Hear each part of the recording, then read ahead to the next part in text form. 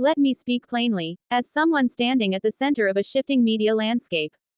The business of global sports has quietly split into two completely different worlds. On one side, there is sponsorship. On the other, there is broadcasting.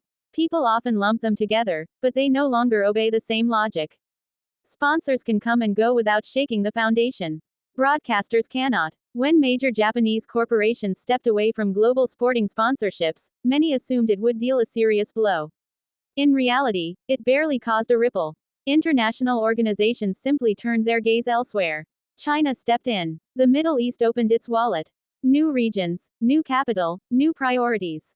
From a global organizer's perspective, the flag on the sponsor's logo matters less than the size of the check. This is why sponsorship loss feels survivable to organizations like the IOC or FIFA. Broadcasting is a different story altogether. Broadcast rights depend entirely on local markets. If a country's broadcasters decide they can no longer pay, the money does not magically appear from overseas.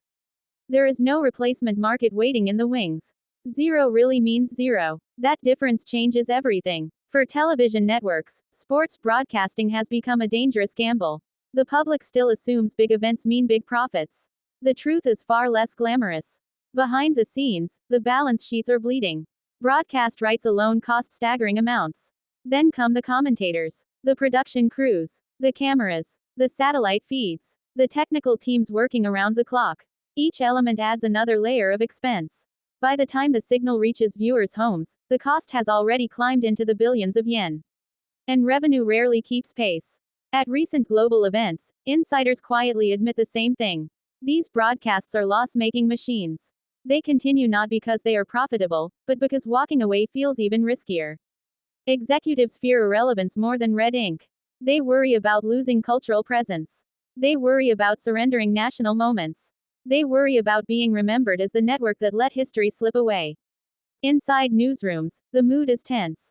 Producers feel the pressure. Staff sense the contradiction. How do you justify massive losses when the company itself is struggling? How do you defend tradition when survival is at stake? This is where the bubble becomes visible. Broadcast rights have inflated beyond their real value. Prices rise not because returns justify them, but because fear fuels bidding wars. No one wants to blink first. Everyone fears being left behind. It becomes a silent game of chicken. Each broadcaster inches forward, hoping someone else will fold. In the end, compromise replaces strategy. Organizations know this weakness well. They rely on it. They wait, confident that someone will cave. Yet a new type of player has entered the arena. Streaming platforms. Global, aggressive, and patient. They do not play by the same rules. Losses today are acceptable if dominance tomorrow is guaranteed. Exclusivity is not a burden to them. It is a weapon. They buy rights not to profit immediately, but to reshape viewing habits. To lock in subscribers. To rewrite expectations. Traditional broadcasters cannot match this mindset. Their business models are bound by regulations, advertising markets, domestic currencies, and that leads to another silent pressure. The long economic stagnation, decades of slow growth, shrinking margins, and now, a weakened currency. Every international deal costs more simply because of exchange rates. What once felt expensive now feels impossible.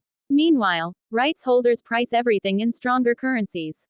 The gap widens. The strain intensifies. This is not just a media issue.